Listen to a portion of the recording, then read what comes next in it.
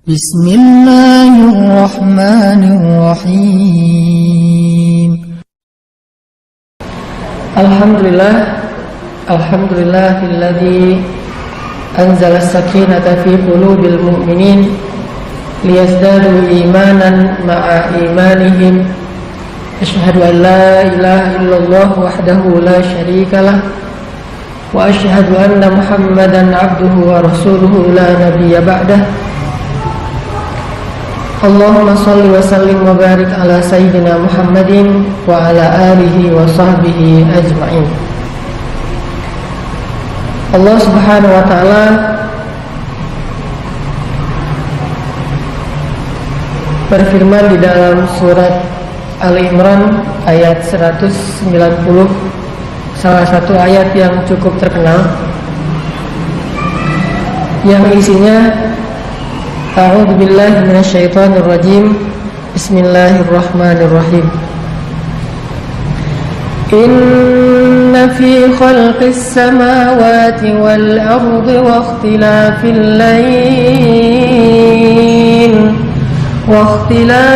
layli wan nahari laayatin liulil albab.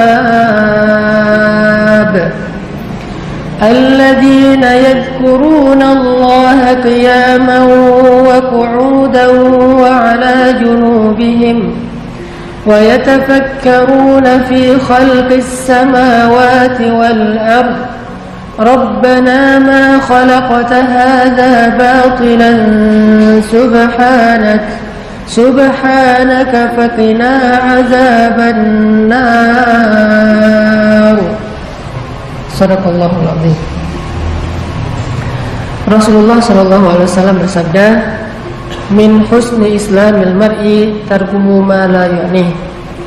Di antara tanda-tanda kesempurnaan atau baiknya Islam seseorang adalah dia meninggalkan apa-apa yang tidak bermanfaat atau berfaedah. Teman-teman yang dirahmati Allah, seperti judul kita pada sore hari ini, ibadah dalam diam. Kalimat ini adalah kalimat yang disampaikan oleh para ulama, bahwa dalam Islam itu tidak ada perbuatan ataupun kondisi yang sia-sia. Bukan hanya ucapan seseorang saja yang bisa berpahala dan bernilai ibadah. Bukan hanya perbuatan zahir saja yang bisa bernilai ibadah, tetapi juga dalam Islam perasaan bisa juga bernilai ibadah, bisa juga bernilai maksiat, bisa berpahala, bisa berdosa. Perasaan. Jadi kita punya perasaan suka atau benci. Suka dan benci ini bisa anugerah dari Allah, bisa musibah. Bisa ibadah, bisa maksiat. Bisa berpahala, bisa menambah dosa. Padahal cuma suka doang tuh. Mencintai sesuatu atau benci terhadap sesuatu, suka kepada sesuatu atau enggan terhadap sesuatu, itu aja bisa bernilai pahala, bisa bernilai dosa. Makanya cinta itu adalah anugerah dari Allah. Tetapi ketika dia disalahartikan, bisa menjadi musibah dan salah satu di antara fitnah-fitnah syaitan. Itu perasaan dalam Islam. Sehingga kita mengenal dalam sunnah Nabi itu ada namanya sunnah sirah. Sirah itu artinya yang tampak pada diri Rasulullah SAW. Ada juga sunnah yang dikenal dengan istilah sarirah. Sarirah itu yang tidak tampak tentang Rasulullah SAW. Dan yang tidak tampak ini disebut dengan batin. Urusan-urusan di dalam diri beliau, termasuk apa yang membuat Nabi suka, apa yang membuat Nabi tidak suka. Hal-hal yang Nabi senang, hal-hal yang Nabi tidak senang. Hal-hal yang buat Nabi marah, hal-hal yang buat Nabi bahagia. Termasuk diamnya Nabi SAW adalah sunnah yang dikenal dengan istilah sunnah sarirah, atau sebagiannya kadang-kadang termasuk dalam kategori takririyah atau persetujuan Nabi SAW. Ini artinya teman-teman bahwa dalam Islam ibadah bukan hanya dilakukan secara zahir tampak ruku, sujud, berdiri dan amal-amal zahirnya. Tetapi ibadah juga bisa kita lakukan padahal kita tidak melakukan gerakan-gerakan sholat. Padahal kita tidak menginfakkan harta secara terlihat zahir, tetapi tetap bernilai ibadah di sisi Allah Subhanahu wa taala. Dan salah satunya adalah ibadah melalui tafakkur tentang kebesaran Allah Subhanahu wa taala.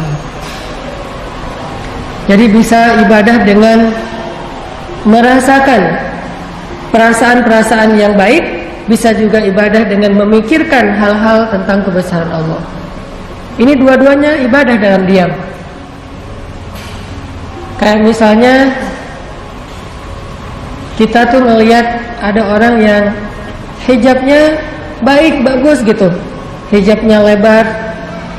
Terus juga kalau laki-laki kelihatan misalnya secara zahir orangnya rajin tilawah Al-Quran, lalu dalam hati kita muncul rasa suka, muncul rasa senang, muncul rasa respect, tertarik, takjub kepada pemandangan itu, maka ini termasuk perasaan yang insya Allah diridhoi Allah, berpahala. Sekedar gitu doang tuh. Kayak misalnya kita melihat ada seorang anak muda membantu orang tua di jalan nyebrang misalnya, atau dia sangat berkhidmat, sangat berbakti kepada kedua orang tuanya. Kalau orang tuanya lagi bicara dia dengerin, dia nunduk, atau dia bantu orang tuanya di rumah sakit.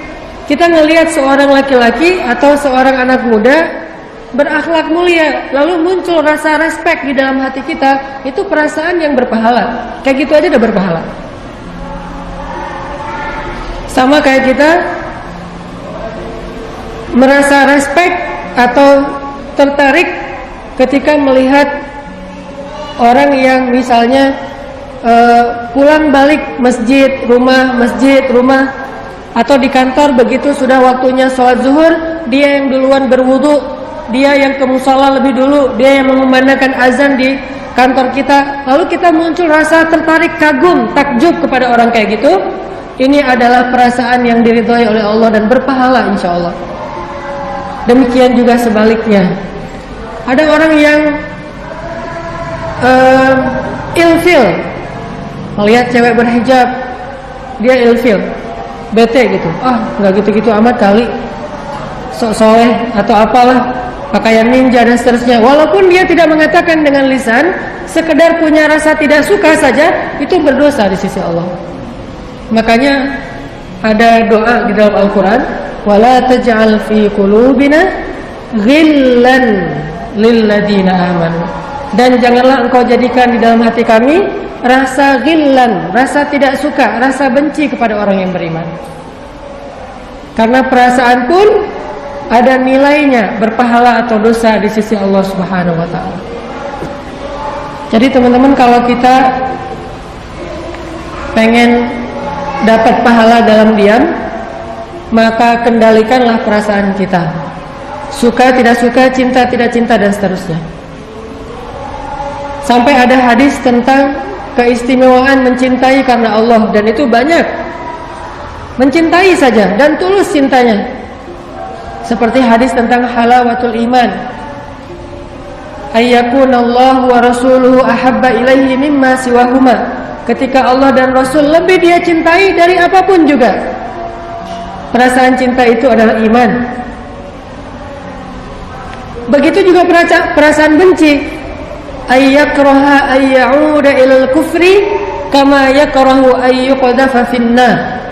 Poin yang ketiga dari hadis tentang nikmatnya iman adalah benci terhadap dosa, terhadap kekufuran, sebagaimana dia benci jika dia dilemparkan ke dalam api neraka.